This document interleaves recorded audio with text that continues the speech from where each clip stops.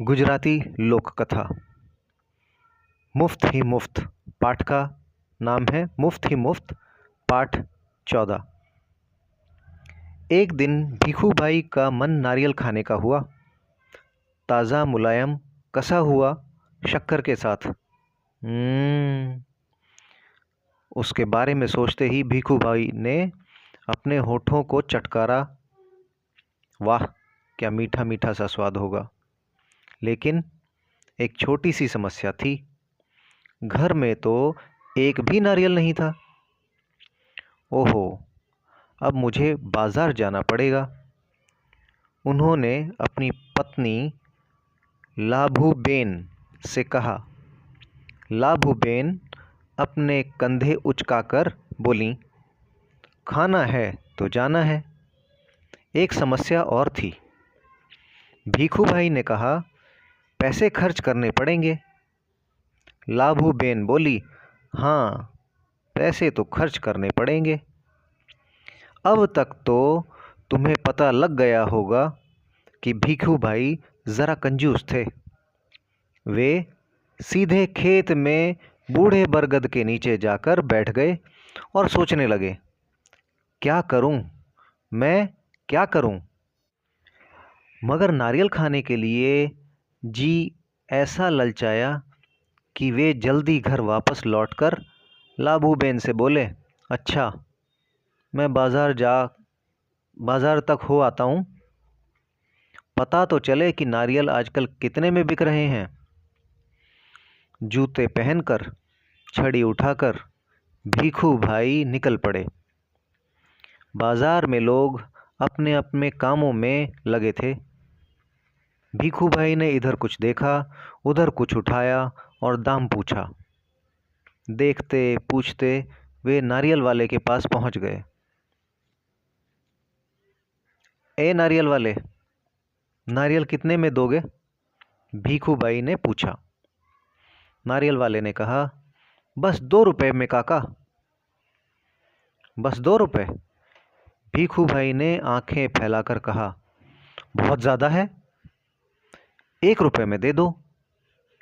नारियल वाले ने कहा, ना जी ना, 2 रुपए सही दाम, ले लो या छोड़ दो।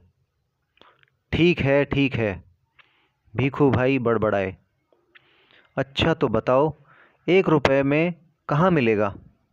नारियल वाले ने कहा, यहाँ से थोड़ी दूर जो मंडी है वहाँ शायद मिल जाए। सो भीखू भाई उसी तरफ चल पड़े। चलो देख लेते हैं, वे अपने आप से बोले।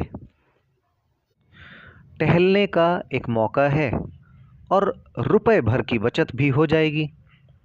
खुशी से घुरघुराते भीखू भाई ने छड़ी को ज़मीन पर थपथपाया।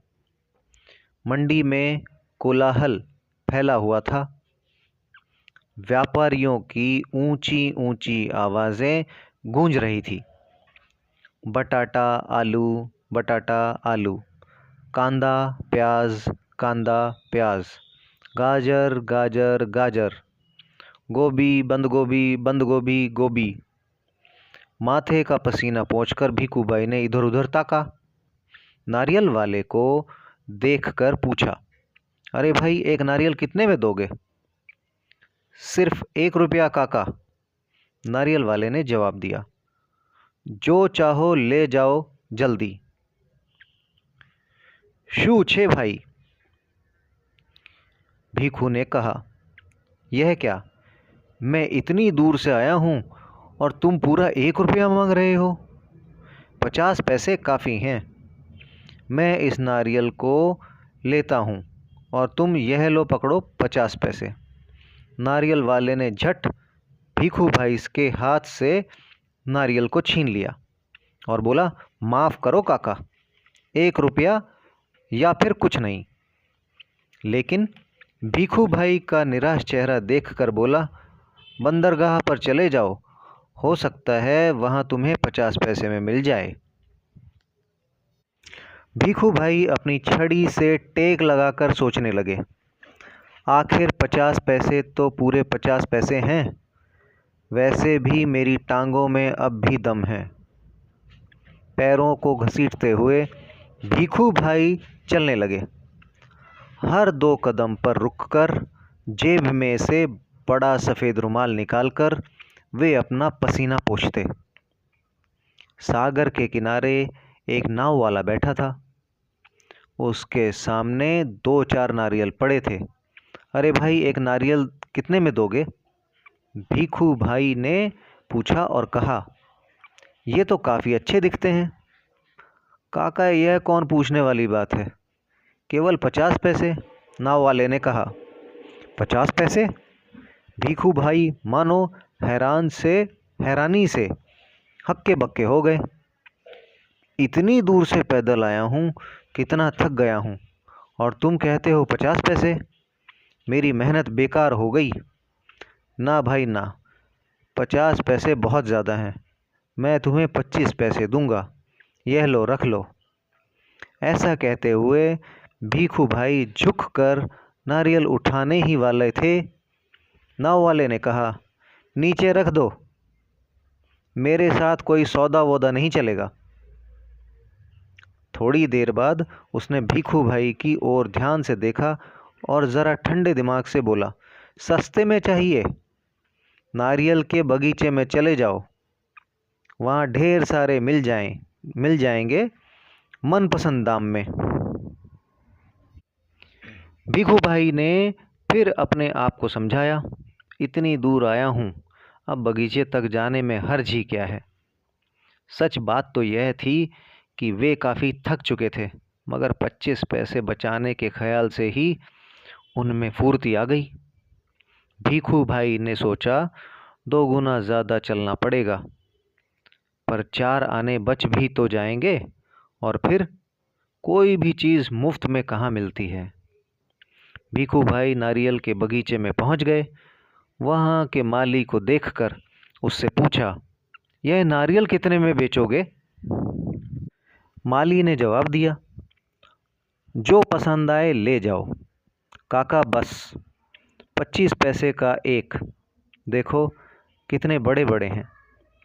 हे भगवान, 25 पैसे? पूरा रास्ता पैदल आने के बाद भी जूते घिस गए, पैर थक गए, और अब पैसे भी देने पड़ेंगे। मेरी बात मानो, एक नारियल मुफ्त में ही दे दो। हाँ, देखो मैं कितना थक गया हूँ। भीखू भाई ने की बात सुनकर माली ने कहा, अरे काका, मुफ्त में चाहिए ना। यह रहा पेड़ और वह रहा नारियल। पेड़ पर चढ़ जाओ और जितने चाहो तोड़ लो, वहाँ नारियल की कोई कमी नहीं है। पैसे तो मेरी मेहनत के हैं। सच, जितना चाहूँ ले लूँ। भीखू भाई तो खुशी से फूले न समाये। मेरा यहाँ तक आना बेकार नहीं गया। उन्होंने जल्दी जल्दी पेड़ पर चढ़ना शुरू कर दिया। पेड़ पर चढ़ते चढ़ते भीखू भाई ने सोचा, बहुत अच्छे, मेरी तो किस्मत खुल गई। जितने नारियल चाहे तोड़ लूँ और पैसे भी न दूँ। क्या बात है। भीखू भाई ऊपर पहुँच गए। फिर वे टहनी और तने के बीच आराम से बैठ गए और दोनों हाथों को आगे बढ़ाने लगे। सबसे बड़े नारियल को तोड़ने के लिए जक, पैर फिसल गए। भीखू भाई ने एकदम से नारियल को पकड़ लिया। उनके दोनों पैर हवा में झूलते रह गए। ओ माँ, अब मैं क्या करूं? भीखू भाई चिल्लाने लगे, अरे भाई, मदद करो। उन्होंने नीचे खड़े माली से विनती की। माली ने कहा, वो मेरा काम नहीं काका, मैंने सिर्फ नारियल लेने की बात की थी। बाकी सब तुम्हारे और तुम्हारे नारियल के बीच का मामला है। पैसे नहीं, खरीदना नहीं, बेचना नहीं और मदद नहीं, सब कुछ मुफ्त। तभी ऊंट पर सवार एक आदमी वहां से गुजरा। अरे ओ भीखू भाई, जोर जोर से बुलाने लगे। ओ ऊँट वाले, मेरे पैर वापस पेड़ पर टिका दो ना, बड़ी मेहरबानी होगी। ऊँट वाले ने सोचा, चलो मदद कर देता हूँ, मेरा क्या जाता है। ऊँट की पीठ पर खड़े होकर उसने भीखू भाई के पैरों को पकड़ लिया। ठीक उसी समय ऊँट को हरे हरे पत्ते नजर आ गए। पत्ते खाने के लालच में ऊँट ने गर्दन झुकाई और अपनी जगह से हट गया। बस वह आदमी ऊँट की पीठ से फिसल गया।